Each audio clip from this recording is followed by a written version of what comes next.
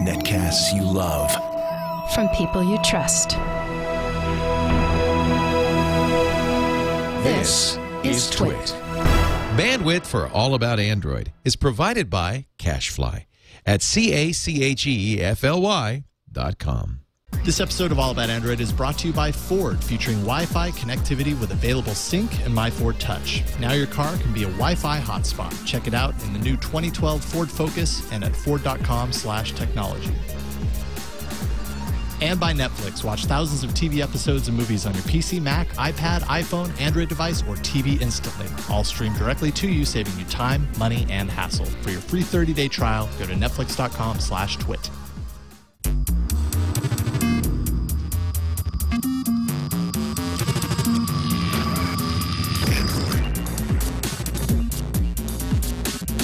Welcome to All About Android. Today is Monday, November 14th, and this is episode 34. I wrote this weird this week. This is your weekly source for the latest news, hardware, and apps from the Android faithful. I'm Eileen Rivera. I'm Jason Howell. And I'm Ron Richards. It's backwards day for me. Hey, this week we are doing a feedback episode, Q&A, comments, your recommendations for apps. First one I've been on in ages. I know, you haven't been here in a while for a feedback show. Yeah, the feedback ones, it was my travel shows, like when I was out of town or whatever. Yeah, so I'm excited. Yay. Because there's a lot of things to feedback on. And there is a Ron-specific question in the show. I saw that one, yeah. I actually have the answer to it. Oh, okay. I was wondering what I said. Yeah, no, we're good.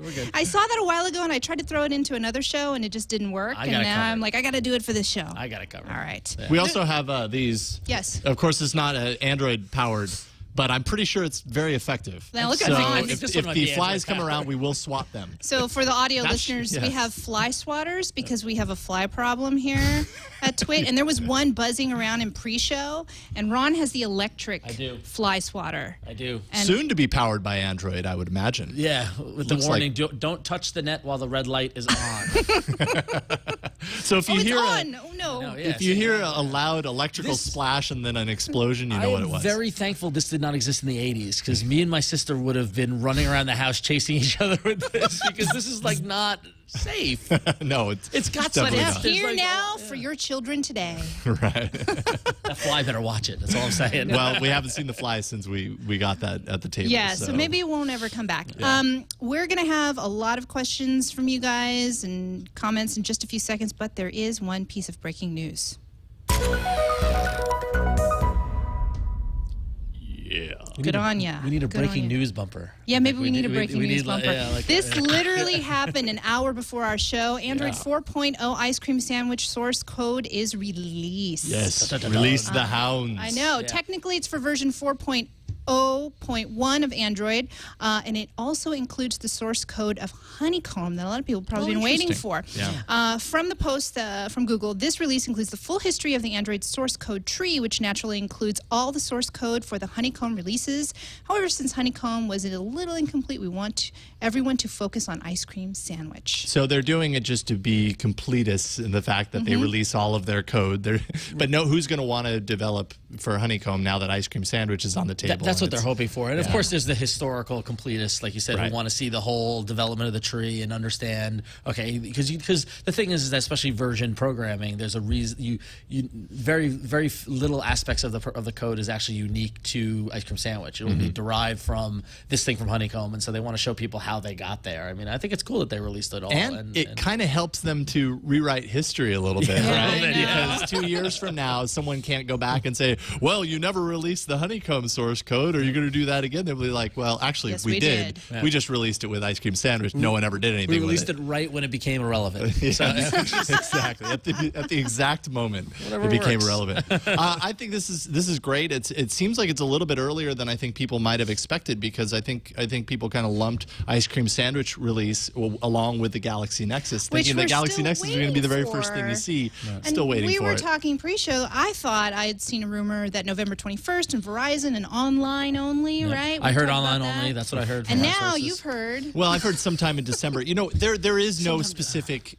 exact like official information here. So it's all hearsay, and it's all little reports here and there. So, you know, you don't know which source you can trust and which you can't, but it all sucks. I do have to admit that it has started now psychologically internal. Like, so last week I was in Chicago and I was out and about, and my battery just like went from 100% to 0 in no time, and I was like, oh, that's stupid. When's the new phone coming out? And then I caught myself. I was like, oh man, I'm infected, and I'm like totally like it's like now like I know that there's a new one. Now I want it. Yeah, totally. So you're sold. You're gonna get the new one. I think I'm going to. Yeah, I think. And you are. So I'll be the one left behind. Yeah. Well, but you just got that one. I mean, like your phone is more. I mean, at this point, mine is a year old now. Yeah. Yeah. So. Yeah. No, and I'm gonna get ice cream sandwich on my phone too. Yeah. And I'm actually anxious to see how it works on this phone, considering that mine actually still has buttons. But we'll talk about that. That's a question for later in the episode. So why don't we go ahead and finally jump into some of our feedback? And, finally, we have a lot of feedback. All that time. 5 minutes was excruciating. Wait, they didn't want to hear us talk, right? No, thank you so much for all of your responses, your questions, and everywhere on Twitter, on our new Google Plus page, email, voicemail, and I think we'll go ahead and start with some feedback from voicemail. Hey there, TWiT team. This is Hisham from Saudi Arabia. I was looking at possible Android media players that rival the iPod Touch, and I stumbled upon Samsung Galaxy Player. Do you guys know about it, or do you know if there are any alternatives that you recommend? Thank you for your time. Bye-bye. I suppose the key to that question being that we recommend, seeing as how none of us have played with any Android devices that are anything other than phones or tablets. Exactly. Haven't played with media players. It really seems like the Galaxy Player 5.0, which is available $269.99, I was finding it online, is probably the best that's out there right now. It's also probably one of the most well-known media players based on Android right now, and it's fully capable. If you're looking for alternatives, I mean, I did a little bit of digging. There's the Arcos 43 Internet tablet, which is okay. It's 8 gigs for 150, 16 gigs for 230. It's not amazing spec-wise, but might be a little bit of a lower cost entry. Yeah. It's interesting because I've never even thought about media players running Android. I mean, I knew they existed, but I always kind of dismissed them because I'm like, well, why don't you just get a phone or a tablet? But well, it kind of, exactly. Like, especially if you're going to drop $270. Why not just get a low-cost tablet? Well, you talk about like someone like Ayaz Akhtar and TNT. He has an iPod Touch. He doesn't have a phone. He uses it because, and that's perfectly sufficient for him because everywhere that he is, Wi-Fi is. Interesting. And so, you know, you don't have the data plan when you do it that way. And I guess really is the media player aspect of it because I'm you know the size. When I think of media player, you know, it's MP3s plus video and all that sort of stuff. And I guess there's some people who want the handheld, the smaller form factor instead of a big tablet and that sort of thing. You know, or they're buying it for kids, and they don't want the kids to, you know, make phone calls and all that kind of stuff. There are a few other options that I found. Philips Go Gear Connect 3, which is extremely unimpressive when you kind of take a look at the specs. 480 by 320 pixel display, which I imagine does not look very hot up close and personal. It looks a little bottom heavy too, but I guess it just kind of follows the old school like media player format, like when you looked at the old iPods and they always had the scroll wheel down the bottom. But there's some stuff coming out that looks kind of curious. Yeah, we talked about the Sony Walkman in the past here, the Sony Walkman NWZ1000 series. No pricing, it's been announced, but you know, Sony obviously traditionally have done very well with their music players in the Walkman series. It's a powerful brand, despite that bubbly W logo that Well, it looks like a nice device. It looks pretty slick. And then there's the I had hardly heard anything about this, the HTC Beat, which is completely unannounced and total rumor at this point. There's there's hardly anything to go off of except for this tiny little screenshot. Vague, blurry. Yeah, I know, exactly. It's totally in the Yeti camp right now. It's the Loch Ness monster. Does it really like our note says completely unannounced and rumory. And I feel like that's a new category, rumory. Rumory.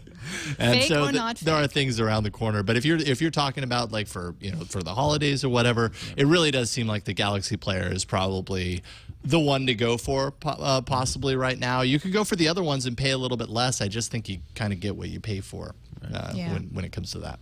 So hope that helps you, Sean. Well, moving on to email, and you can email us, aaa@twit.tv, in our next episode. This comes from Mike from Moines, Illinois. Hope I'm saying that right. He says, love the show. I am upgrading my daughter from an IXL Play School to an Android tablet this Christmas. I'm thinking about the Kindle Fire, but I really don't want to subscribe to another video service. I already have Netflix and Hulu. Is there anything out there around the $200 to $250 mark that can play Netflix and has the Android App Store? She is 3, so I would have to have a recommendation for a good case. Also, FYI, the Kindle Fire will have Netflix and Hulu. If you're concerned about subscription to Amazon Prime and you don't want to do that, and again, $199, and that'll be out. I have mine shipping. It's already out there. My friend of mine emailed me this afternoon. He's like, my Kindle shipped. I know. I've been dying and waiting. It's weird. They've been getting a ton of negative reviews from various product reviewers out there, but they all say you get what you pay for with the $199 price. I think it's kind of unfairly compared to the iPad in a lot of these reviews, but I don't know. I mean, I have yet to play with it. Maybe I'll be disappointed myself when I finally get it. I have no idea. Yeah, I haven't touched one yet, but I mean, but you can't compare it to an iPad That's because what it's a 10-inch versus a 7-inch. If anything, you got to compare it to the Nook, and then all that. That's what I've always said is it's a different category. The but Kindle. I swear, all of the reviews are constantly, wow, but the iPad this. But what's so funny though is that in the time, and we were talking about this. We were talking earlier about announcements and dates and things like that. In the time that Amazon announced the Kindle Fire to now where it's actually shipping, I feel as if expectations and like positive goodwill that it's gotten, like this is going to be great, Amazon, it's a tablet and stuff like that, and it's crescendoed. And what do we do as a society? We like to tear things down. That's true. That's true. When it reaches the pinnacle, when it's like the hot thing, now it's time to tear it down. Exactly. Like, yeah. Really? Yeah. Now now people are going to realize like, oh, it's 7 inches, and oh, it's just a playbook, and I guess now we're going to hear all the. And I never had that expectation that it was going to be better than the iPad. I was just excited that it was the Amazon ecosystem, and I'm one of those that's part of that cult. I guess you told me you thought it was going to change your life. Don't lie. I heard that. No, you didn't. Rewind that. No. But I mean, I know that it's a different experience, and it's a first-gen device. It's a first. Exactly. I mean, like honestly, like I was just last night. I was in bed reading on my iPad. I was reading the new Neil Stephenson novel, Reading, which is awesome. And I've got my Gen 1 iPad in my Dodo case, and it slipped and fell out of the rubber and landed like on my chest, and it hurt. And I was like, oh man, and then I'm like, if I had an iPad 2, that wouldn't have hurt because it was so light. It's so light. And then so like the thing is, all Gen 1 devices have their shortcomings, and this is the first round with the Kindle Fire, and we're gonna see what the future ones look like. Speaking of Gen 1 devices, that might be a solution here is a rooted Nook color, because one of Mike's requirements, it seems, is to have access to the Android App Store. Or actually, I assume that he's talking about the Google App Store. Maybe he's talking about the Amazon, but I guess if it's on another device, you could probably get both. But I know for a fact with a rooted Nook color, you can get a ROM that has the Android market on it, and there you go. That's $200 right there. You'd have to do a little bit of playing around and rooting it and that kind of stuff. It's not. Well, it's not that hard to root the Nook at all. No, I mean, it's just a matter of putting it on the SD card and then just rebooting it, right? I mean, like you could do it that way, or you can actually do a hard but it seems like the SD card would be the way to go. I don't know. That's just well, it's a little laggy on the SD card compared to actually rooting the I did that. Yeah, I did that, and I noticed it was a little laggy. Mike, I mean, the new Nook tablet will be out. It's only $250, right? $249, and that's in your price range. Now that definitely has Netflix and Hulu Plus on there. You don't have to root it to get that. And I'm sure it's going to get rooted at some point anyway. Exactly. So I'm sure all of these that we've talked about will be if they haven't already. So there is a I don't even know if this is there was a Toys R Us Nabby tablet for $299. That might be a little too. That might not be what you're looking for, but I just happened to see this in research for this question. $199. It's a friendly Android tablet. Now, if you're looking for, it looks pretty sturdy. Like I think it could get thrown around a bit. Yeah. Now, I don't think this has Netflix, though. But it looks like it's got apps like Cut the Rope and Fruit Ninja and things like that. And then there's a web and there's a camera. You've got to be able to install stuff. I mean, well, it does have an adult mode that you can switch to. Nice. Well, okay, not that kind of adult mode, Ron. It does have an adult mode. They actually say that it's When am I called gonna something grow like up? that, where you can actually get in there and you can install other apps and things that aren't specific to that tablet. There's another question later I can't wait to get to. Okay. So anyways, I hope that helps, Mike. And yeah, I don't think you should knock the Kindle Fire out of your list, but you know, the new Nook tablet or root the current Nook Color, which is dropped in price, right? Yeah, So there's a lot of really good options there between the $2 and $250 mark. So good luck. I think all devices need to have an adult mode. I'm going to put it in adult mode. All right, Of one form or another. on to our next email. Jack W. writes in and says, I need help from your supreme brain trust of Android. Right now I use an iPad as my daily tablet, but I would much rather have a honeycomb or ice cream sandwich device. However, if I want to switch over, I need a way to watch on-demand TV shows. I don't like iTunes, but it's a great way to download shows and watch them on my iPad. So far, the only Android alternative I've found is watching Amazon Video on Demand in the browser, but the quality is often poor, and assuming I get a Wi-Fi only tablet, I will only be able to watch in a Wi-Fi hotspot. Do you guys have any suggestions to download and watch TV shows on Android? Thanks, I love the show. Again, the Kindle Fire might be an option for you if you like Amazon Video on Demand. Well, the thing that's the one thing, and I haven't played the Kindle Fire enough or anything. Like, I've been playing with Amazon Video on Demand on my Google TV. Drink.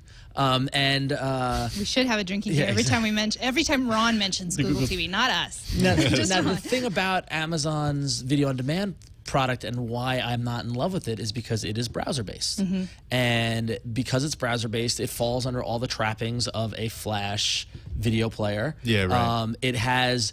I've got the max speed I can get into my house from Comcast, and it was throttling me at low SD quality when I was watching Decoded via Amazon, and I was like, "Come on, I kept on reloading it, trying to get it kick in to be an HD signal." That said, how it performs on the tablet, I don't know if they have an app or a player, or if it's still going to be, you know what I mean? Like that's one thing I haven't seen yet. Admittedly, I haven't done the research, but that's one thing that I would be curious about, whether or not they've got an app that handles their video on demand, and maybe look that up. But in terms of that, you're looking for on-demand stuff like that they have in like as soon as stuff aired and things like that. The Hulu app on Android is great. All the content that's on Hulu is available via the Hulu Plus app. Admittedly, you got to pay a subscription fee. You got to pay, whatever it is, $9.99 for Hulu Plus. But it gives you a ton of great content. I use it a lot on my phone and on my Android tablet. That's a good solution if you don't want to wait as long for the shows to come to Netflix. And that's really good for like current TV, because like Netflix is another option for that, but you're not necessarily always going to get current TV. Sometimes they do that. But that's I was going to say that tide is changing, because Netflix is striking all these deals. Like, for example, when Mad Men comes back. When Mad Men come back. There's a comic book called Mad Men, and I can't say Mad Men without saying Mad. Like, it's everyone who works in comics, they have the same problems, that they all say Mad Men instead of Mad Men.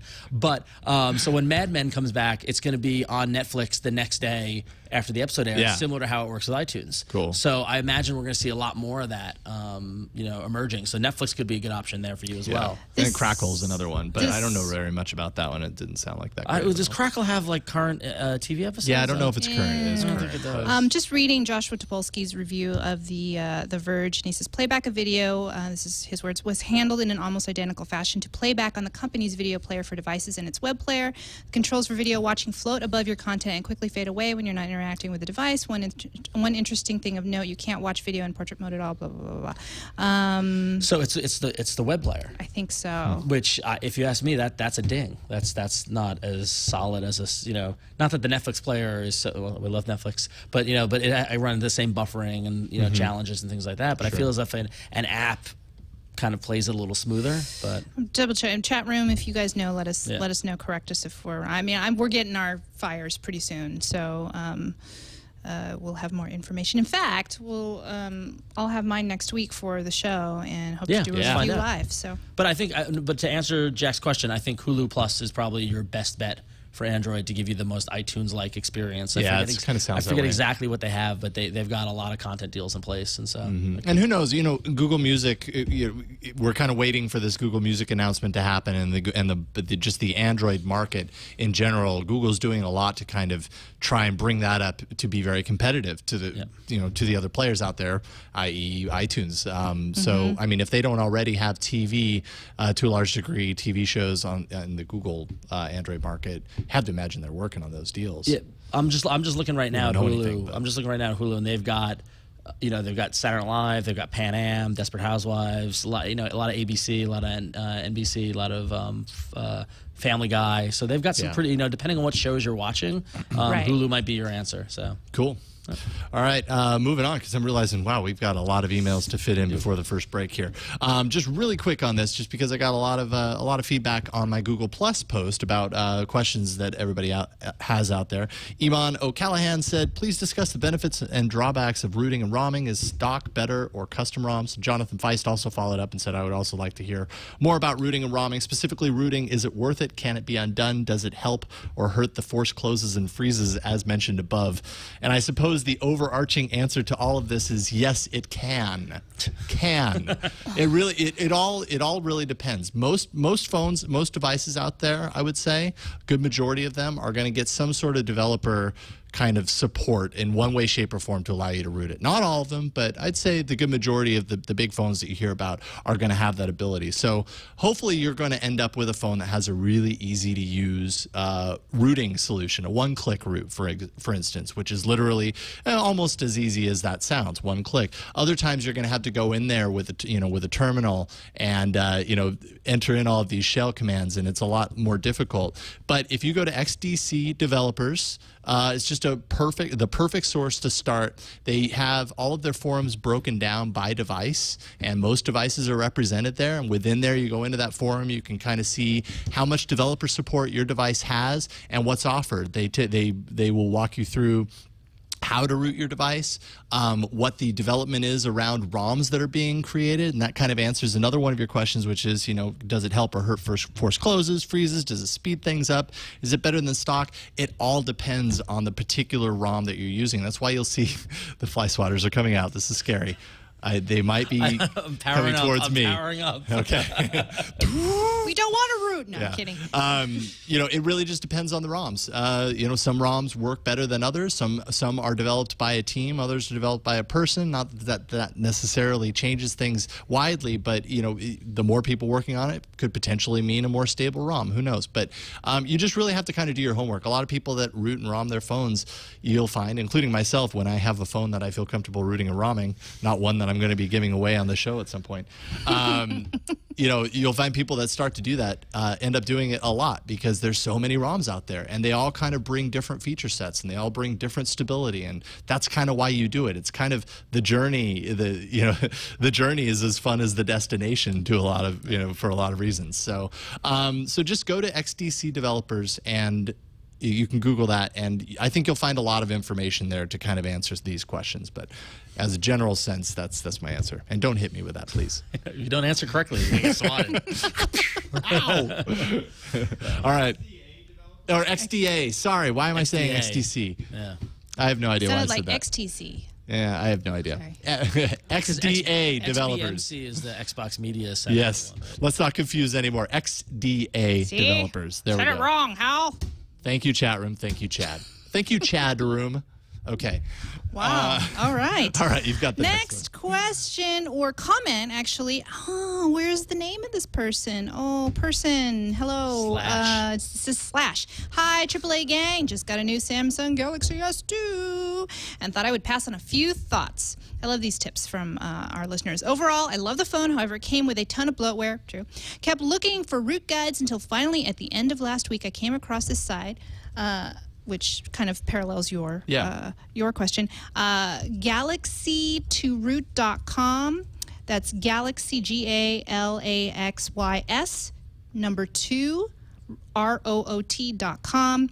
It's really well done and focuses on the Galaxy S2. After rooting and putting the Eagle's Blood ROM on, I didn't know that was one of them. Dramatic. I know, very, very dramatic. I noticed a significant increase in battery life, and it seems quicker. Anyways, just thought I'd pass this along. Love the show. Oh, and by the way, props to T-Mobile. I bricked my first Galaxy S2 within 6 hours of getting it. Great. I called T-Mobile fully expecting to have to buy a new one. They had a new phone out to me before I even got the bricked one in the mail. Wow. So congrats. I'm so sorry we don't have your name on here. Oh. Sorry. But Just a thank you. backslash. That's a But great thank tip you. even for me since I haven't rooted my phone yet. So thank you very much, I can't listener. wait for the next question. Yes. I read ahead to the questions. I'm sorry, I cheated. Oh, I guess, yes. I'm going to read that next question. This is the one. Fantastic. I actually tweeted about this question on Friday. I read this and I thought, oh my God, we have to answer this. This is from David in the UK. David, thank you so much for this question. I am a new Android user. I was wondering if you could mention some of my security apps and privacy on Android. 1, recently my friend just picked up my phone and started browsing and using my Twitter app. Is there any way I can protect my phone? 2, I have downloaded a cache cleaner, but my girlfriend could still see that I was looking at adult material online when she used my browser. She was very angry. 3, any other security or privacy apps you could mention? Really enjoy your show. All of you seem to gel well together and can't wait each week to download. This show is funny. I like when you keep trying to update every 5 minutes. LOL. LOL. And you have just made us laugh. This is the best question ever. This is what you have to do. So this is from David in the UK, and so you need to read it with that UK the aside where he says, "I've downloaded a cache cleaner, but my girlfriend could still see what I was looking at. That I was looking at adult material online when she used my browser." Parentheses. She was very angry. It's like I could hear the British kind of politeness. She was quite angry. I was looking at. So I'm not going to attempt to do an accent. Wow! Don't let your girlfriend touch your phone. Well, that's number 1. Yeah, or add a security lock to the phone. Yeah, well, that's the key. I mean, one of the tried and true games or teasing or pranks we like to play is get someone else's phone and tweet as them. Right. Right. Mauricio on App Judgment. Every chance I get, whenever I'm around he tries to tweet you? No, I tweet him. Oh, okay. Yeah, when he leaves his iPad or his phone somewhere, and I just tweet him. Man. Typically, it's about pants status equals off. But so I mean, the best protection you can do from that is to put a security lock, either the number or the connect the dots pattern or whatever. Maybe get the new Galaxy Nexus with face lock. Assuming it you don't just need a, because I'm sure his girlfriend has plenty of pictures of him to use to unlock the phone. Now we're alluding to that video online over the weekend. The security photo. We'll see how real that is when it launches, but if that's the case, if it ever launches. But so that solves your problem with the Twitter problem. But the girlfriend looking into your cache and seeing what you search, just don't. I mean, like, no. I mean, like, if you're worried about getting busted by that, then just don't do it. That's number 1. Number 2, don't let your girlfriend touch your phone. I love this guy advice right here. I love it. Seriously. Do any of the browsers have like incognito mode? Yes. Or Absolutely. private shopping mode? I'm pretty sure. Yeah. I'm pretty sure the new version in Ice Cream Sandwich has incognito mode. Wasn't that Firefox did too? And Firefox might as well. That's your answer as far as if you want to protect what you've been looking at, but. It's a simple lo-fi approach. Just don't let her touch your phone. And there's an app called In Browser, which is incognito browsing. Yeah. Okay. So well, there you go. I guess if you have to, then you have options. Yeah. And then security-wise, I guess we always got to recommend Lookout. Yeah. Right? Yeah. Lookout, That's just general. Yeah. I guess it depends on what kind of security you're talking about. But Lookout, We weren't sure Lookout what you covers a lot. Yeah. We can't really protect you from your girlfriend's ire. You could also check out episode 17 of All About Android. That was loosely security related with losing your phone, but that doesn't have anything to do with this, I don't think. All right, let's move on to the next one so we can get these out. Just don't let Thank her you, look at it. David. I love that question. All right, Best question ever. Our next email comes in from Chris G from Louisiana, who says, I have a Samsung Captivate, and I've switched over through a few ROMs over the past month or so. Since I started this, my search button has been glitching. It will randomly press itself 5 or 6 times in a row without any input from me. It's really frustrating. I can't figure out how to fix it. Please help. By the way, love the show and look forward to it each week. Thank you, Chris. Yeah, I did a quick Google search on this one last night just to kind of see, and the Samsung CaptivateForum.com has a big old thread. Yeah, pretty big, but there's enough people in here complaining of the same exact thing. And this was back last year when soon after it released. A lot of people having the same kind of issues. Someone in the thread actually said that they sent in their phone to Samsung. Samsung received it and fixed it, and then about 5 days later, the issue arose again. And so it really just kind of sounds like something that's happening to the Captivate. Yeah, because I don't have a Samsung Captivate. I didn't know about it, but I often when I try to use my phone after going running or going to the gym and I'm sweating or whatever, or water, or if any sort of condensation or any sort of wetness gets on the tip of my phone, it will buttons will just hit, it will repetitively hit because I guess the water is just moving on it or whatever. So that's what I thought. But seeing that it's an issue with the Captivate, it seems like it's a faulty on the phone side. So get a new phone. That's unfortunate. Yeah, well, what's really unfortunate is sending it into Samsung and then getting one and having it happen again. It's like, okay, well, now what? What do you do? But and I don't know what to tell you there. I guess you should get a Galaxy Nexus. Yeah, there you go. Hey, so it's the answer to everyone's problem. It's the magic elixir. I know. Before we jump into hardware section, I want to read this email real quick from Andy. He says, I believe Jason has mentioned that he has a young child, and I was wondering if you have any recommendations for apps for toddlers. My daughter is 18 months old and is always wanting to play with my Epic 4G. Found a couple of apps that she can play with, Toddler Lock, which I've used, and actually that's a great one, and Drum Kit, which is literally like a drum kit, so you just hit them and they play the drums. I'd never seen that one before, but it's pretty cool. But was wondering if you have any other recommendations. I do, actually, because recently, and this is kind of a Pandora's box, I'll just go ahead and preface this by saying if you don't want your kid to always, after you show them these apps, suddenly that's the thing that they ask for all the time is Tomcat, Tomcat, Tomcat. That's what I get now. I get Tomcat because of Talking Tomcat 2. And so we actually have to like not allow Lucy to play this anymore because she gets addicted to it. But it's called Talking Tomcat 2. It's 99 cents. And it's literally, you can slap it around. There you go. You can, oh, there we go. You can just press these on-screen buttons and it'll respond to you a little bit differently. If you talk really loud, it will listen to you and like repeat your things back to you. You can scare it and then drop it off the lamp. And for kids, I mean, they love this stuff, right? Like, so interactive. It's so incredibly interactive and it's cute. And every once in a while that comes up and I don't know why, but. See, it says lots of things that you say too. Just a few others real quick. Kids Paint is one that I got off of Amazon actually with their app of the day, free app of the day, and it's really straightforward. It's literally every finger paint is a different color. So I mean, I guess you could draw some pretty cool things with this, but for kids, I mean, they'll just start touching it and seeing the colors and everything, and they think it's kind of cool. For that reason. The Going to Bed book, which if you have kids and you read them stories at night, this is a really good nighttime story. But what's so cool about this app is that it's fully interactive. So it's the same book that they've read, but if you do different things, it like makes the boat move and you can get them to go to different places. You can turn the page and get everybody to go downstairs and turn on the faucet and suddenly the bath is on. They love that stuff. And then finally, I actually just found in this tablet, I didn't know that it was there, something called Kid Mode, which I haven't played with, and I won't even show it because I've hardly looked at it, but I looked at it on the Android market, and it's essentially an app filled with just tons of things for toddlers. So check that out. There's a free version, and then you can pay to get into it. But those are a few of my favorites, so hopefully that helps you. My kid loves those when we let her play with it, which isn't all the time. Have you seen that it's not an app, but have you seen that book, Go the F to Sleep? Oh, yeah. Oh, yeah, absolutely. Yeah, Sam Jackson. I read that to Lucy all the time. Actually, really. the first time I saw that Talking Tomcat app was actually at the grocery store, and the guy checking us out was fascinated and kept showing us the app. Oh, really? Over and over again. I was like, Like the clerk? oh, Like the clerk? Yeah. Really? Yeah. Maybe you should be Interesting. less Like app working? showing and more scanning or bagging, maybe. I don't know, bizarre. just me, yeah. I'll bag those in a second, but hey, take a check look this. at Have this you seen cat. this? It Yeah. says everything Oh, I yeah. say. I was like, great cat, nice. Yeah. Can God, you I check can't me get out? away from this app stuff. I know, Trying to it's shop.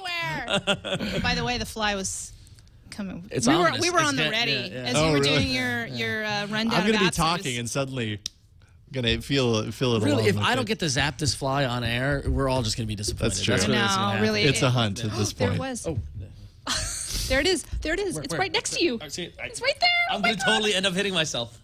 I'm afraid that he's going to accidentally swat me. All right, well, while you hunt for flies, let's jump into hardware.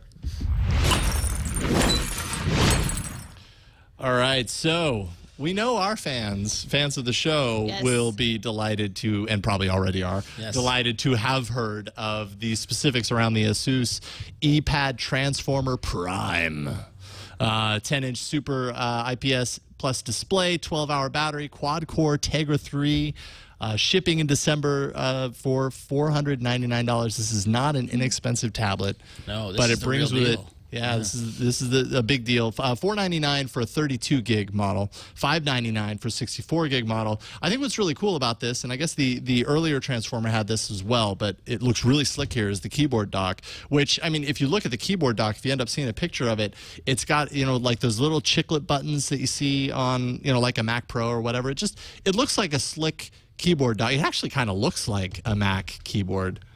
Somewhat, but looks like the air. Anyway, so it's not just, you know, $149 for a keyboard dock. It actually also saves charge. So if you get 12 hours battery through your tablet, you get an additional 6 when it's docked in the keyboard dock. So that's kind of fancy. Yeah. I like that.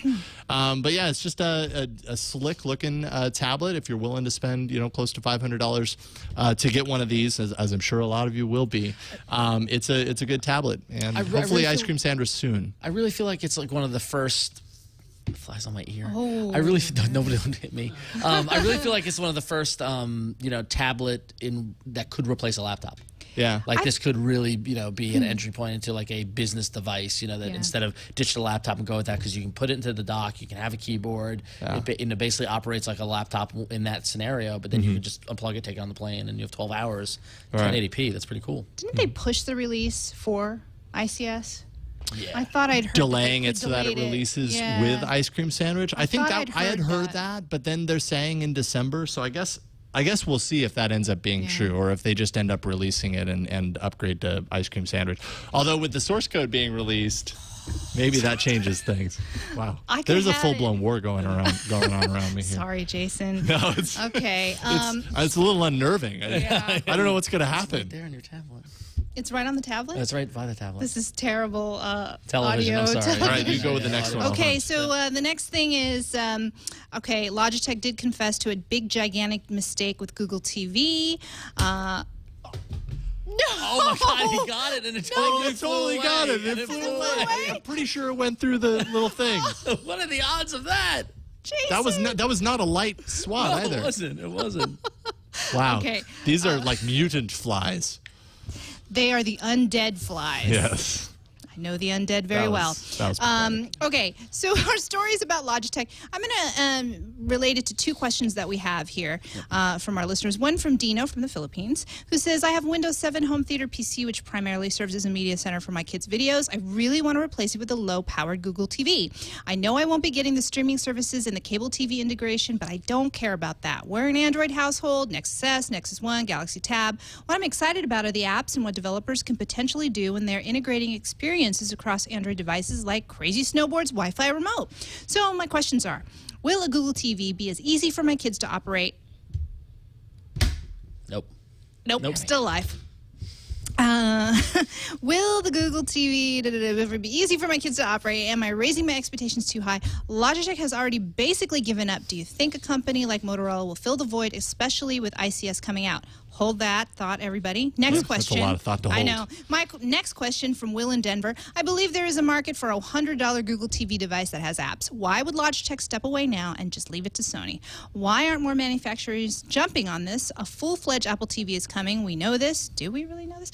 Why not offer a more open Android solution? Seems like a good opportunity to me. Will in Denver. I have a few comments, but I'm going to pass it off to our Google TV expert, Ron, to answer first. Which question? Well, yeah. So Dino in the Philippines, your question is, I think especially with Google TV 2.0, it's definitely functional. A child can use it. I think a child could also have used the first one, but depending on the age, it's super simple now, and Google TV is way more accessible, and I think that it's more family, consumer, regular person friendly now. So I think that answers that question. Okay. Will's question about a $100 Google TV device, I absolutely agree. If they come out with a little Roku-sized or a current Apple TV-sized device that could run it, I think that totally is a market for it. Why Logitech stepped away, and last week the Logitech in their earnings call, I believe it was their earnings call, their CEO addressed the review and basically said that they're done with that product. They're selling off their stock, and I believe he said they made a huge mistake, or there was some very strong language, a gigantic mistake. I mean, but it was 100. They lowered it from 300 to 100. They couldn't have been making any money off of it at 100. They were losing their shirt off by selling it like that. And I think it was I think the Logitech situation was a combination of things. I think it was that they got really excited about the product, maybe too early. I think they introduced as opposed to Sony bundling it with televisions and with Blu-ray players, they made a unique device that stood on its own. So like when I was shopping a year ago, I had to choose between a Logitech Review that was just a Google TV device or the Sony Blu-ray player with Google TV. The price difference was negligible, and I went for the Blu-ray player because that was a bit better device. Right. So I think had they been a little more conservative or maybe waited till this, but who can wait? Who knows? Who can wait? Plus also, who knows what the relationship between Logitech and Google's like? You know, Google's working very closely with Samsung. They bought Motorola. Maybe Logitech was like, you know, help us with our product line. You know, there's a lot of deals that happen behind the scenes in terms of money and things like that. Maybe just the business side of it didn't work out, and Logitech decides to flame out publicly. You know, people's motivations will never truly know the true story. But I said it when the Logitech Review came out, is that I thought that particular device was a little premature for the product. Because it actually reminded me a lot of Web TV, which if we remember back in the late 90s was a big old fat failure, or the early 2000s. The Web TV was basically the same device as the Google Review with the full keyboard and the little box. I don't think we're there yet. Yeah. But you get a Roku-style box that's $100, like Will says. I think that could go far, and it's basically Logitech isn't in a position where they can take that risk. Now, I have a source that says that the company always knew that they weren't going to move forward with the review after this. That they were just getting into it in hopes that other manufacturers would jump on board, and then they could just keep doing accessories like they're known for. Also, from what I understand, they will just do support for their Google TV for a year, and the update is coming soon. If any of you are waiting and thinking, oh well, God, they're done with Google TV. No, they're going to roll it out. They seem to think that there's a couple of bugs, and they don't want to release it out yet. Their version of it onto the Logitech Review. So I believe it's still coming. Which would mean I would get mine. Yeah, I can't imagine it's not going to come. Yeah. I think that they have to. I think, if anything, I wonder how much of a low-powered device is the Review versus Sony's thing, and is that what they're trying to account for? You know, because they want to avoid lagging and chugging and that sort of thing. But it's interesting when you think about it, because Logitech isn't a product. They're an accessory. Yeah. You know, like they're kind of, you know, products to make other products better. This remote control, this mouse, or whatever. You know, and so the Review kind of was a little out of their wheelhouse from the get-go. So.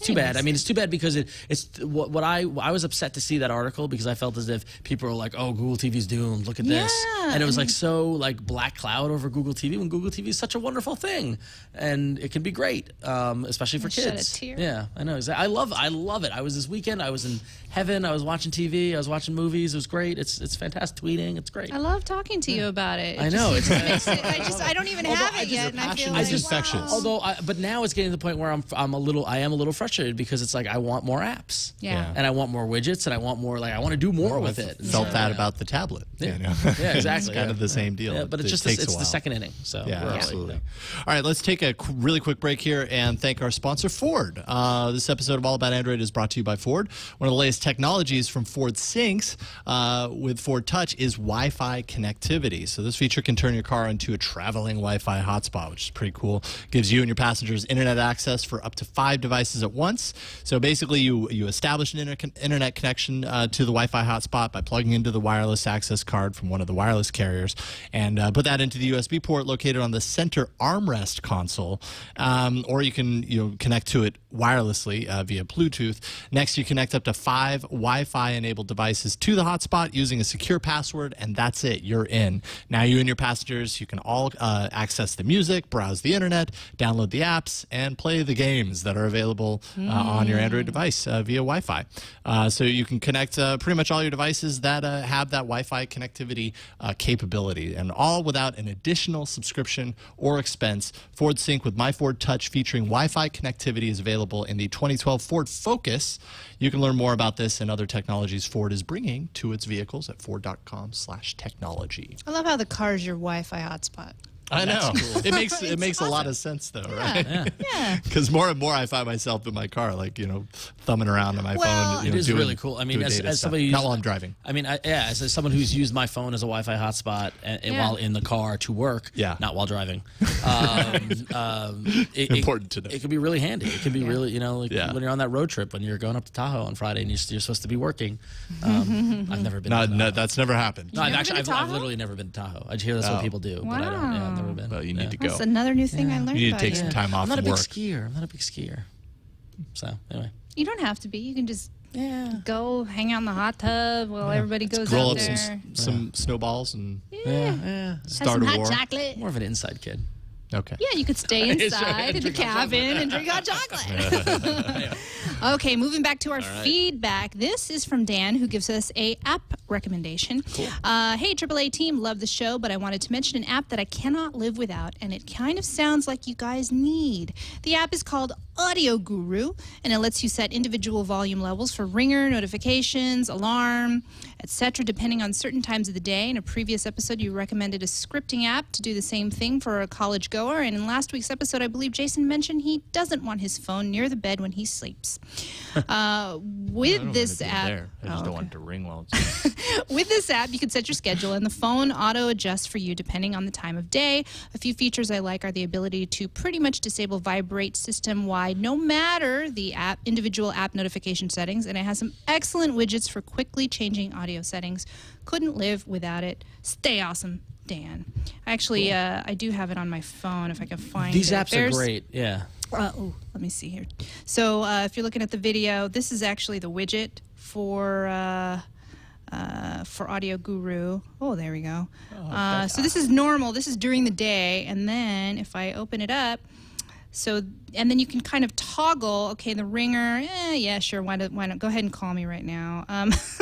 And then you can, system-wide, I can turn the... Should I call you? No. I'm not sure if that was a direction. I know.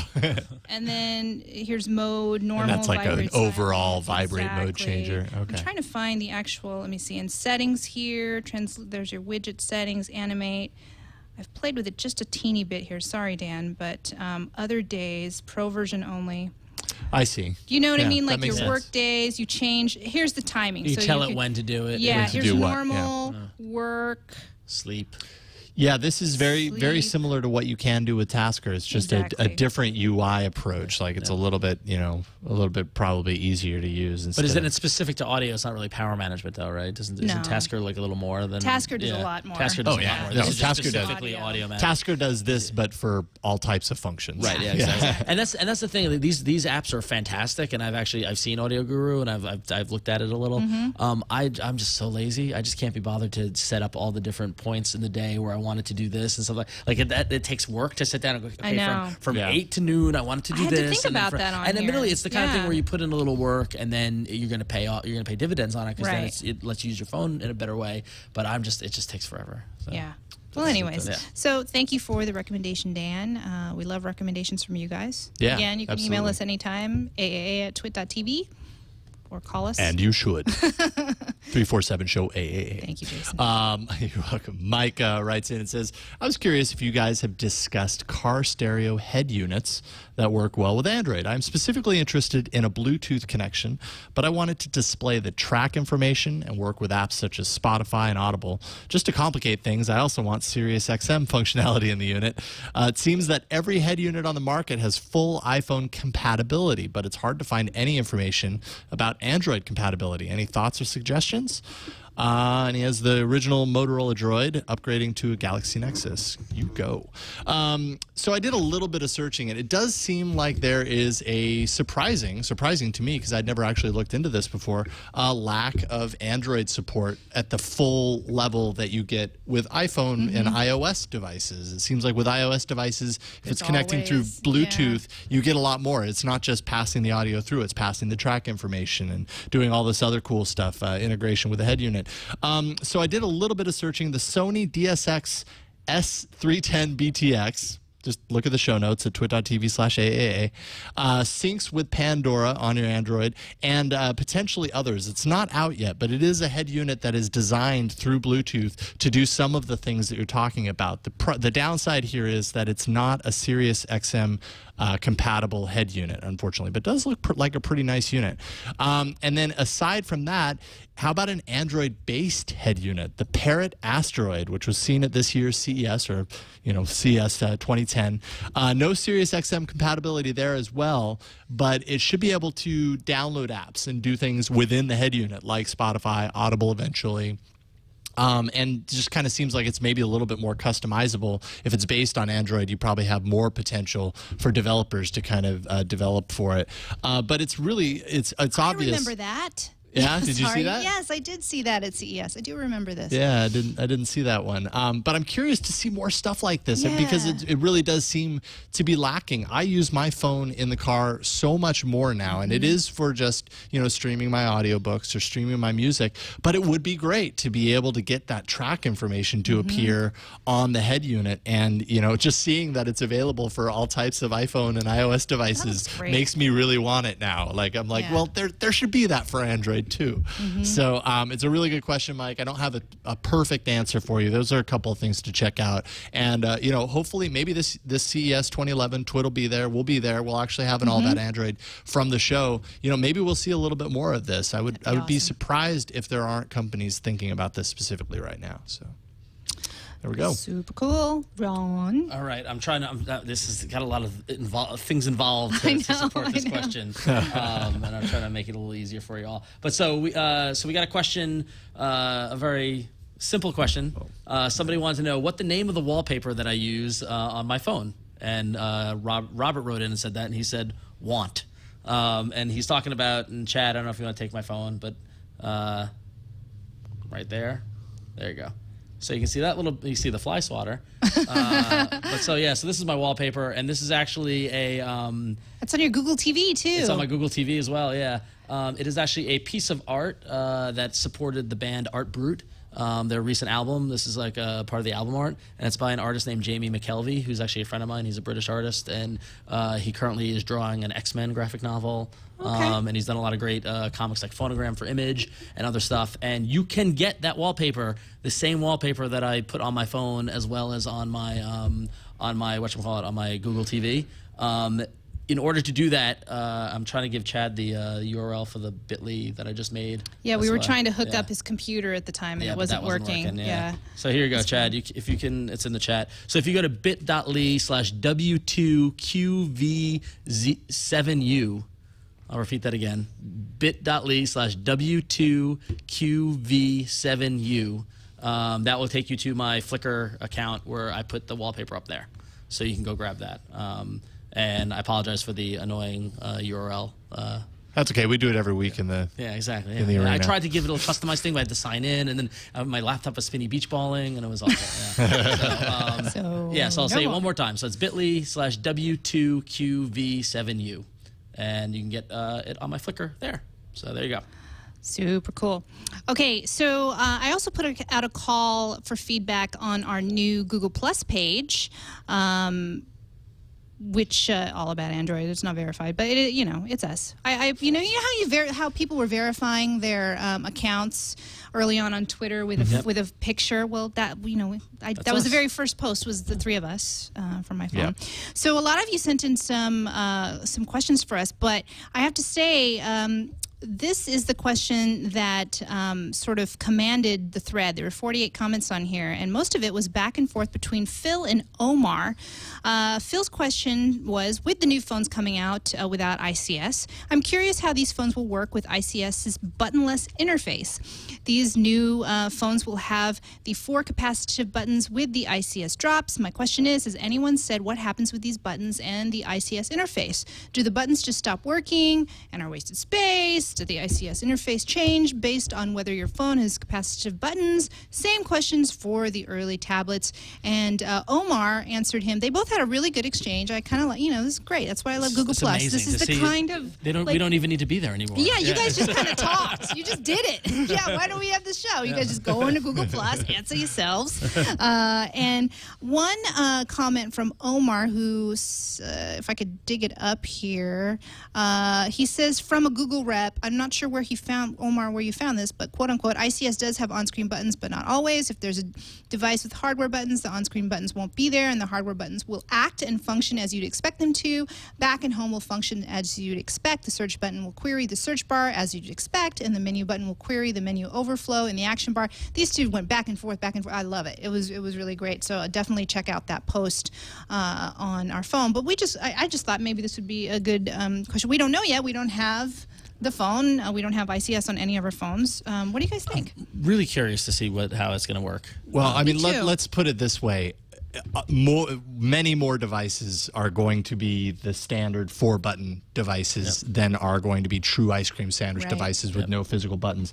If they up and just deactivated those buttons, that just makes absolutely no sense. If those buttons actually do mimic functions of ice cream sandwich, I would guess that they would still, exactly as Omar was saying, they would still retain the same functions within. You probably would not get the software buttons down below. I would imagine that maybe ice cream sandwich probably detects that you're running ice cream sandwich on a phone that has those physical buttons, and so it doesn't need to duplicate those. And if that happens, that's pretty weak as well.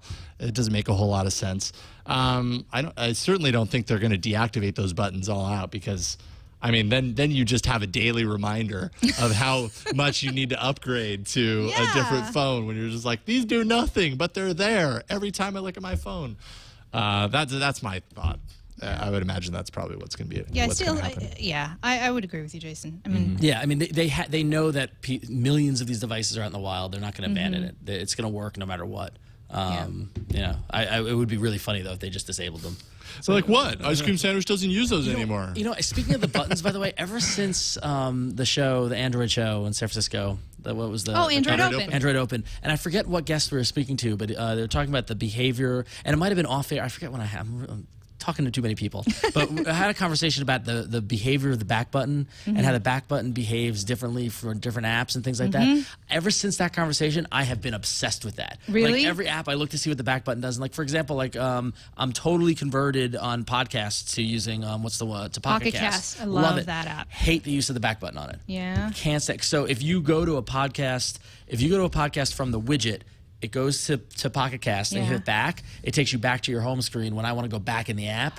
And like I'm finding all these little inconsistencies of how the back button's used. And it probably makes perfect sense if you sit down. It's like, oh, well, you were on your desktop and you went from the widget, so obviously you want to go back there. But no, actually, I want to get back to the list of podcasts. So like all these little kind of tweaks and stuff like that. I don't think Ice Cream Sandwich is going to solve it, but I just thought it was something that I found interesting, and now I look for. So, It's true. Yeah. It's true. There really is no like style guide when it comes to the function of those buttons. I don't even have all 4 buttons on my phone. I mean, you guys know I have these 2 buttons and the home button here. That drives me crazy when someone hands me an Android device and they're like, "Here, show me how to do it." I'm like, "Oh, they don't have the same buttons as I do." You can't really see it right now, but here, the back button, the menu button here, and then the home. That's it. So now I don't have the search on that. So already it's changing. Yeah, totally. Well, and finally, one last email here. Julie from Reno, Nevada, writes in and says, "Hello, crew. This is just a note to thank you for reading my letter on your show. It's taken me forever to write, as it was in episode 14. It made my day in a very special way. I admit I was very behind with my podcast. I was catching up during an unexpected hospitalization. Imagine my surprise to hear my letter during the podcast. It helped to really boost my mood and assist in my recovery." She says, "Jason, I'm originally from Idaho, too. I love to hear you talk about Idaho during your podcast. Why is it that Idaho gets a bum rap?" Well, I don't really know what to say there. Jason looks directly at me. I was like, sorry. I don't really know why Idaho gets a bum rap. Over there in New York. I do know that I moved away from Idaho to escape Idaho. So to try something new. So there's that. I don't know. But Idaho is great. I just don't live there anymore. Again, thanks for doing the show. I always learn so much and want the latest phone, but my Evo does the job for now. So thanks for writing in, Julie. I don't know what the mail was, the question that we answered, but I'm happy that it helped, and I'm happy that it came to you at the right time. That was like half a show ago, or a while ago. Long ago. Well, I'm glad that we brought some joy. Yay! Absolutely. Yay. Thanks, Julie. All right, really quick, let's thank our sponsor, Netflix, our other sponsor. Netflix streams thousands of TV episodes of movies directly to you instantly, which means you save time, money, and hassle. You can watch Netflix movies and TV shows on your Mac, your PC, your iPad, your iPhone, your Android phones. All sorts of platforms to choose from. Gaming consoles, Xbox 360, PS3, Nintendo Wii. If you're not a gamer, you can catch it on a Roku box. They're inexpensive and easy to use, so it's a pretty killer platform. Netflix can watch movies, TV shows instantly using any of these devices. You can begin watching on one device, and then you can finish it on another, so that's pretty sweet. Any way you choose to access Netflix, you can watch as many movies and TV shows as you want, anytime you want. You can cancel anytime. So try Netflix today for 30 days free. Go to netflix.com/twit. Be sure to use this URL when you sign up for the free trial, netflix.com/twit. We thank Netflix for their support of TWiT, for All About Android, and we hope you enjoy watching movies and TV shows instantly.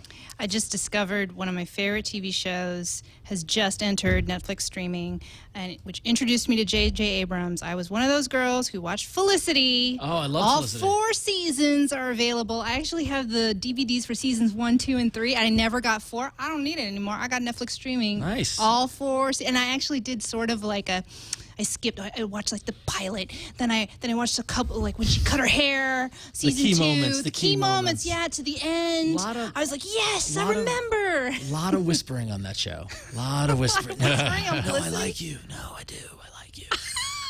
Ben.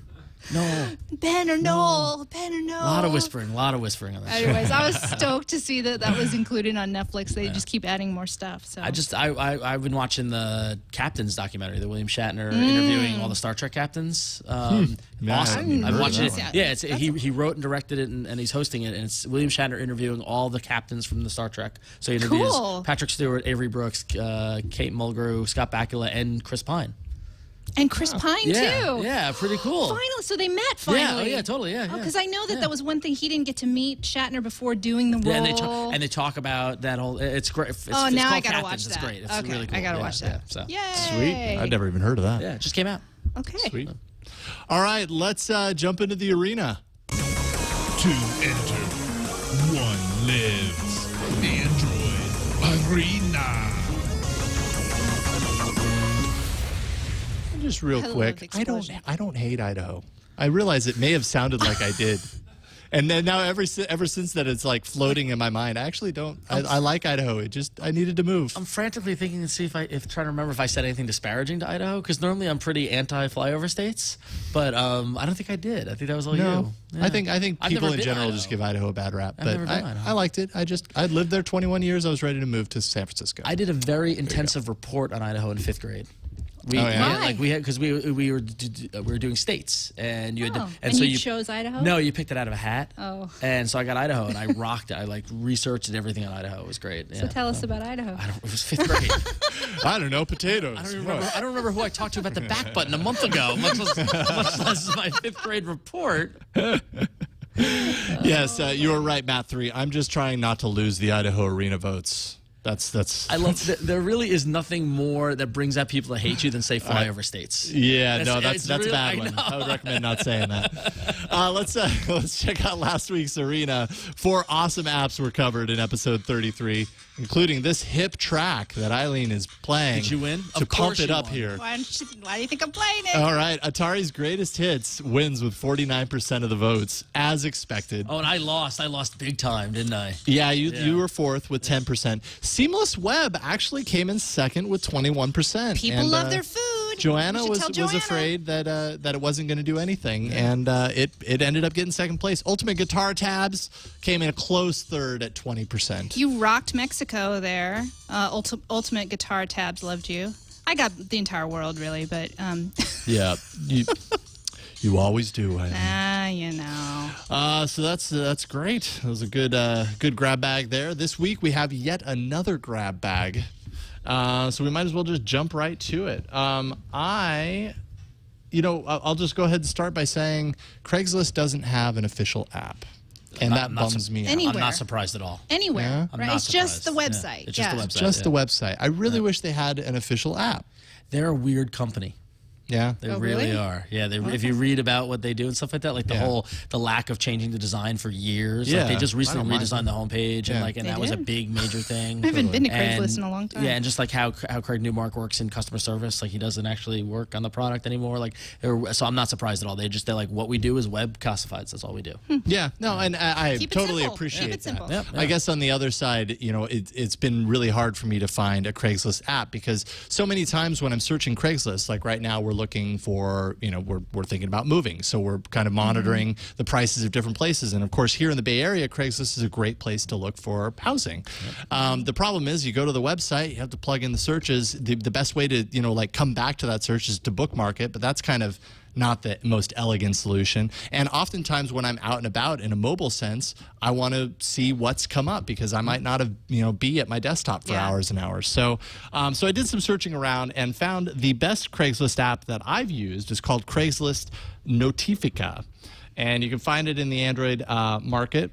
It's a free app. There is a contribution app, which is kind of an upgrade for a relatively steep $9.99 to contribute to the app. A lot of the people that have done so say, well, I've saved way more than this using this app, so, kick that to the developers, and I totally appreciate that. And it does give you some extra functionality as well when you do that, but I'll get to that here in a second.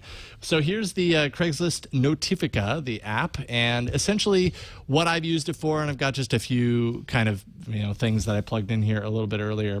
PS3, huh? Well, I have a PS3. Oh, you're selling it. So I'm monitoring to see what Prices people are are selling going. it for, Yeah, nice. because ultimately I'm thinking about getting an Xbox 360 instead. Right. Nice. So I've got that on there as a search for buying. Galaxy Tab, I was just kind of curious, for the sake of the show. And then I also want to buy a new acoustic guitar, so I'm looking at Martin guitars. I thought you just got a guitar. Well, I got a bass. Oh, okay. I'm stocking up No, on I my know the instruments so I can work Nice. on more Band. music.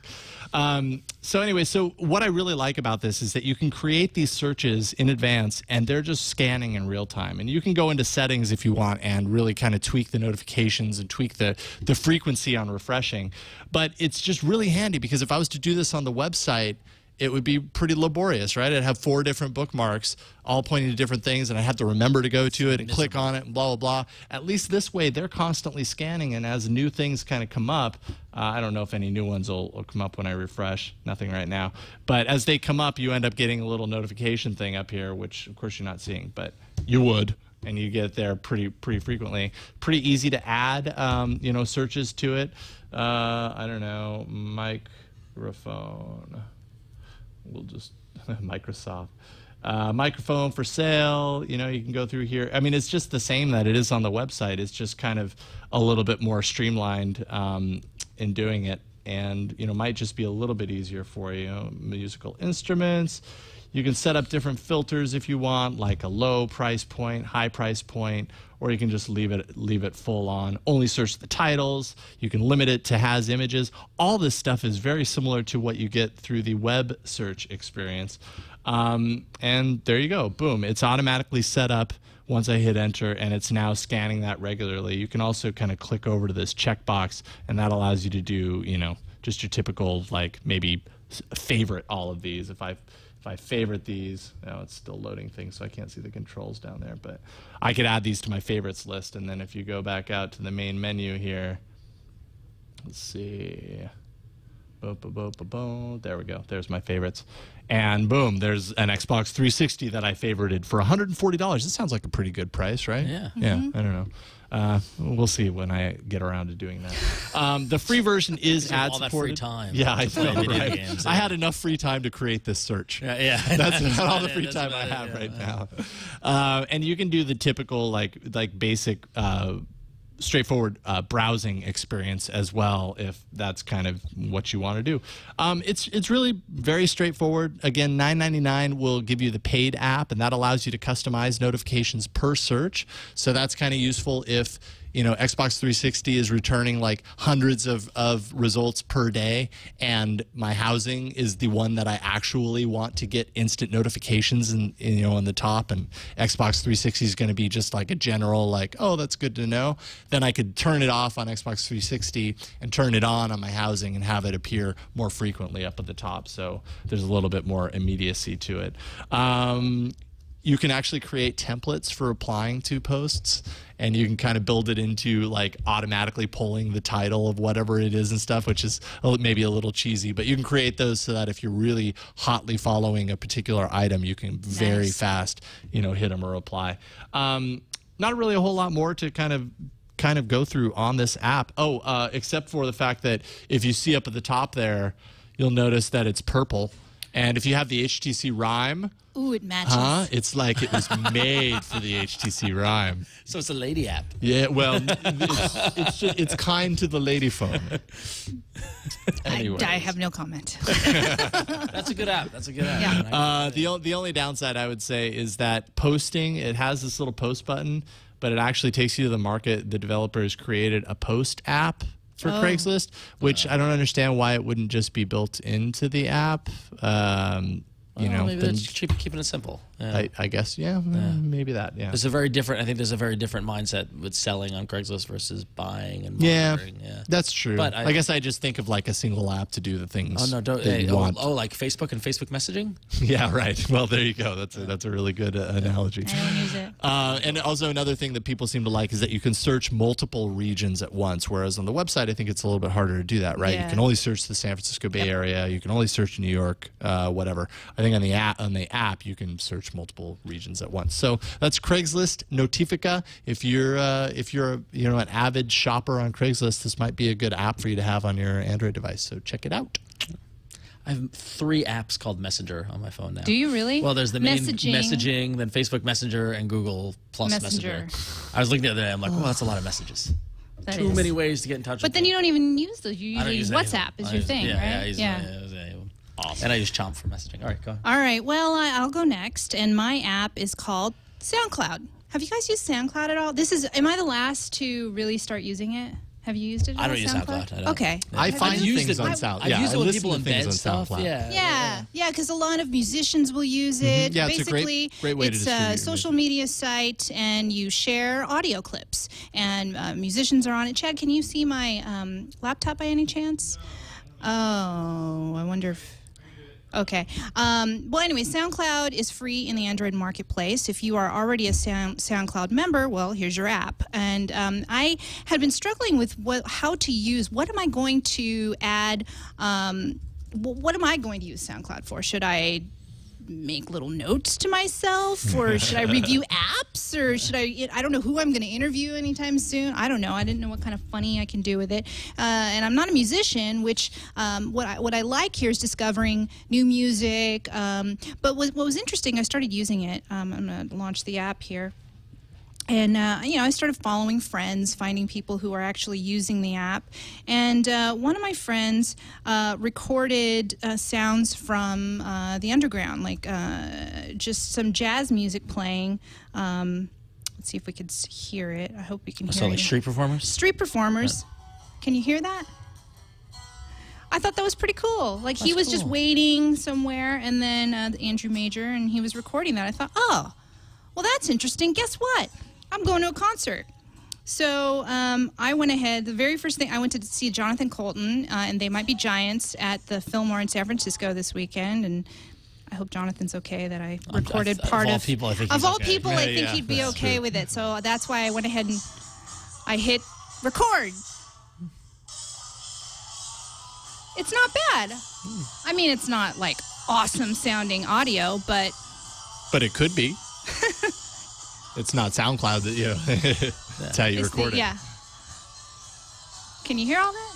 Anyways, you can follow me on my Eileen TV on SoundCloud. And let me see. I just want to hear the applause at the end. The Senate can't hear it. They can't hear it. That was live. That was the last song from the event. I thought, oh, well, that's what I could use it for. Anyways, you upload your whatever you want to record. There's a big old red REC button at the middle of the app. You hit that and record. Should I record something?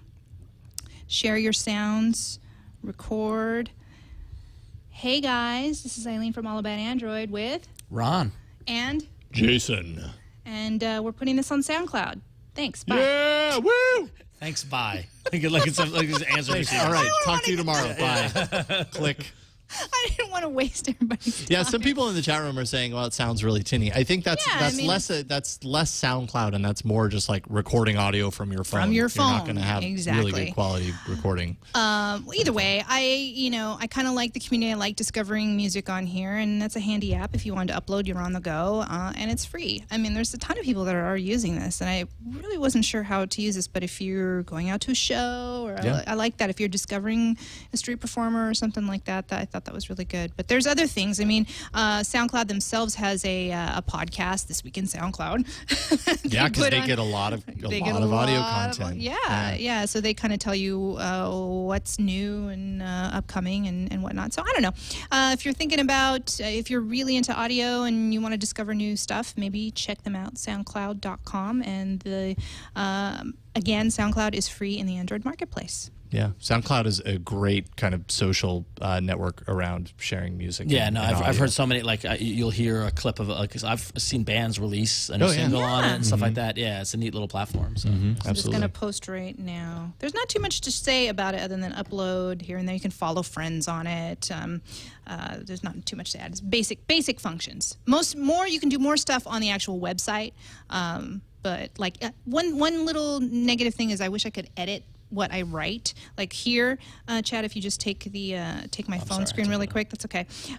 Here, if I put All About Android here, I can't edit that on my phone once it's in there. I have to go into the web and edit if I want to make a quick text edit, and we should be able to do that on the app. But anyways, it's a decent app and does basic functions and can get you into the SoundCloud community. Cool. Go on to you, Ron. Awesome. So after taking tremendous losses recently in the Android arena, I figured I would look for something that can really tap into the zeitgeist of what people want out of their phone. And if you're like me, a lot of times I'm looking for information on the go, and such as, for example, I'm a baseball fan, and so the whole baseball season I live and die by my at-bat 2011 MLB app to give me scores and news and things like that. But then I was like, well, there are other sports, and there's football, and there's soccer, and all things like that. Surely there must be some sort of app that will give me the scores I need. And sure enough, from the source that you would expect, ESPN has come out with a great kind of score-centric app called ESPN ScoreCenter. And do we have that score transition? Score! But yeah, so if you check out my phone, I'll pull it up here. There you go. So watch your shoulder. Yeah, basically what it is it's ESPN in an app, which is great. But my worry about ESPN making an app would be that it was all the crap that goes with ESPN. Like, I don't watch ESPN anymore because there's just I don't go to the website anymore because there's all that video and all that stuff. Like, just get me the information. And what they've done here is they've done a great job of making a very easy to navigate, simple application that caters to your wants. So here I specified what my teams were, and so here I can see I've got the New York Jets, so I can see that they lost yesterday and when the next game is. And then it actually tells me in April the Mets and the Giants start playing again. But so in looking at one single pane, I could take a look and see what the latest scores are of my teams. But now, like for example, in the baseball offseason, I don't really care so much about the scores. But what's great is that they also will give you they'll give you news and information based on it. Actually, if I do that here, it's heavy on the scores, but it's a great source for news. So you can easily see what the main headlines are from ESPN, and you can pull up the article and read it while you're on the go, which is basically what I want out of my ESPN kind of experience. Just give me the information I want. They do have video integrated in here. You can see the little play button as it's loaded, but it's not autoplay. It's not, you control when you want to play it or not. Yeah. And, it's just a great, very simple, give me access to ESPN. What's great is that they also have this little ticker going down here at the bottom. Can you take away the lower third? Yeah, so you can see this little ticker down here, and it's very similar to watching ESPN. It's all very consistent in terms of branding and that sort of thing. And then you can pull that up, And from here, you can quickly jump between the different panes. So I can, pull that up and I can say, okay, take me to the lead, as if you don't want to swipe. But what's great is in terms of the various teams and sports that you can associate with it. So I've subscribed here to MLB and NFL, but let's say you're a soccer fan. They have lists of so many sports. Like, I was actually shocked. I was like, I didn't realize ESPN tracked all these various sports. They've got auto racing, basketball. Well, I guess basketball, sorry. Cricket, football, ice hockey, lacrosse, rugby, softball. I mean, it's amazing. Water polo. So, but let's say I'm a soccer fan. I can just add the sport in general. And then it'll let you pick the league that you want. So let's say I've been keeping track of La Liga. So I'm going to add that. And then it says when you add a sport, it goes, hey, do you want to add what's your favorite team? And so it's smart in suggesting that maybe you want to track a team. And so it'll give you a list of the teams, and you could say, okay, I'm going to follow Granada.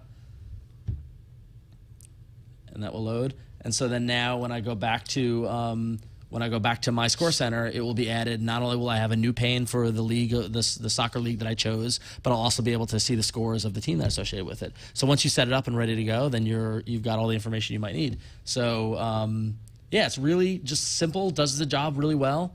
And of course, my latest litmus test now with apps is whether or not there's a widget. Because for some reason I'm obsessed with widgets. Oh, what's going on with that? Well, because I don't understand when know what triggered it was the TV app Into Now. Yeah. They got rid of their widget. Is that why? Yeah. It's all gone? Yeah. So now I got to go into the app and all. Yeah. So it's a pain in the butt. Really? Yeah. Or at least the version I have, they got rid of the widget on. But so here they have two widgets that are available. I've got one here. They've got the slimline one, which is basically which is just a very simple little ticker, and you can scroll through your teams and you can see the various scores and that sort of thing. You can tap on one, and it will load the app as you'd expect it to. But then you can add. I'll go to where I've got space. You can add the widget.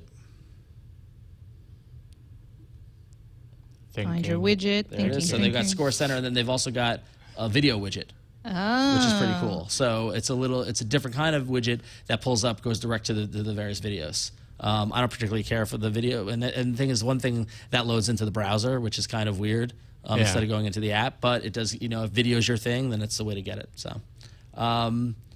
So ESPN ScoreCenter, it's a great way to stay on top of all your various teams and the sports that you follow from probably the best in the business, ESPN. They're the leaders, and it's free, which is great. What are you tracking? Are you tracking MLB while it's in the off season right now? Oh yeah, hot stove. Yeah, now's the time. Now I love the off season as much as I love the regular season. Okay. Like where is Albert Pujols going to sign? Oh yeah. Are the Mets going to keep Jose Reyes? Like these are all burning questions that I need to know the answers to. And you want to know right away. Okay. Yeah. About football, are you? Well, I mean, I'm a Jet fan by family loyalty, but I don't really. I mean, I'll watch a game, but like the Chargers played Monday Night Football like 2 weeks ago. I watched that game with some friends, but I'm not a big football fan. Didn't they lose? They lost, yeah. Who did they lose to? The Chiefs, the Indians. I thought it was the Raiders Chiefs, game. Kansas City Chiefs. I thought the Raiders beat them recently. Yeah. That's my team. But anyways. One thing I find interesting, Chad, if you take the screen of the marketplace and go down to the installs graph. Oh, did you already get rid of it? Well, the installs graph, it's done. It's always done over the past 30 days, right? And the installs graph down in the bottom right-hand corner, there you go. Wow. Is like, I didn't notice that. It peaks and then it drops. It peaks and then drops. I'm thinking that maybe no. This is that's for weekend. I'm guessing that's gotta like be football. That's football. Yeah. Like the weekend comes, That's people install it. hysterical. The weekend's done, people uninstall it. That's so strange. Why would you uninstall? I don't know. It why you doesn't would take up just that much. keep it on there. That doesn't track uninstalls, though. That just tracks installs. So it must be there's a burst of people installing it, and then another burst. Got it. Yeah, Okay, got it. I don't know. Oh, I don't know. Oh, well, yeah, you might be right, actually. That's so strange, though. It's like equally up every weekend. Anyways, all right. Yeah! Score! All right. Boy, let's see here. So, bit.ly/poll34AAA. bit.ly/poll34AAA. And you can let us know which is your favorite of this week's grab bag. Is it Craigslist Notifica, which actually I should clarify, it's Notifica in the app, but if you go to the Android market, it's Craigslist Notification. So it's a little confusing there. I don't know why they do that. So Craigslist Notifica or Notification, SoundCloud, ESPN ScoreCenter. Check it out and vote and let us know which is your favorite. Next week, we're having a tablet focused huh? Yeah. episode. Well, I think because I'm going to have the Kindle Fire, we're hoping to get your review of the Jetstream. I'll have we're going to do the really. Jetstream. Oh, I touched it. Gross. The fly. We're gonna your review. So we figured maybe we'll do sort of a tablet focus. And, sure. Yeah, there it is. The Jetstream. Does he like it? Does he not like it? You'll have to, tune in next week, find out. Dun, dun, dun. Maybe we'll do a little like Black Friday kind of thing too. Yeah, just sort a of recommendation. shopping theme? Yeah, like a sure. recommendation of stuff. I'm gonna look online. I know that I think the SGS2 is on super sale. Yeah, there's going to be some good Black Friday sales. Yeah. I'm already starting to get emails and stuff like Yeah. that. Oh yeah, it's, for sure. Yeah. Awesome. Scary. So that's tablet apps. You can, of course. I'm sorry to interrupt. I just so as I was doing my review, I saw the chat room talking about this because I commented about how the Into Now widget went away, and someone in the chat room mentioned it. And I just verified it.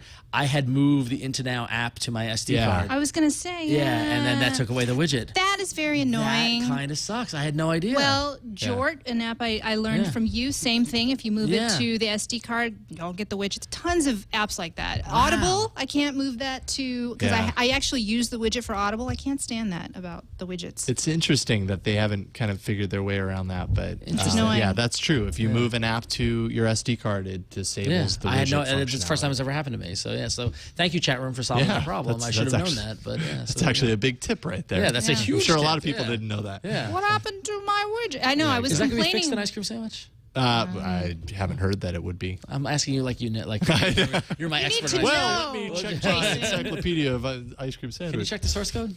Now you can. Yeah, that's true, but I won't be. All right, so we've reached the end of the show. Thank you guys so much for tuning in. Ron, go ahead and plug. Yes, great show. Awesome. Love doing the feedback. Fantastic. If you want to give me any feedback, you can find everything about me at about.me/RonXO, and that's where you can find links to my Twitter. I'm going to get swatted. Twitter, Facebook, Google+, all the great stuff. And you can find me every day over at graphically.com, which has great Android apps for comic books, as well as ifanboy.com about comic books, and wonderful community over there. So Awesome. And Eileen. You can find me on Twitter at Eileen TV, and I don't always have the fly sweater in my hand. I am running the All About Android Google Plus page right now, since I can't share admin privileges with the two of you. Why didn't it? That just seems so simple. I'm so disappointed in Google. Hopefully but it's around the anyways. corner. Yeah, that's where you'll find me. Just search G+, plus G+, all about Android and What you'll was find it again? gplus.to/Eileen TV. That one too. That works too.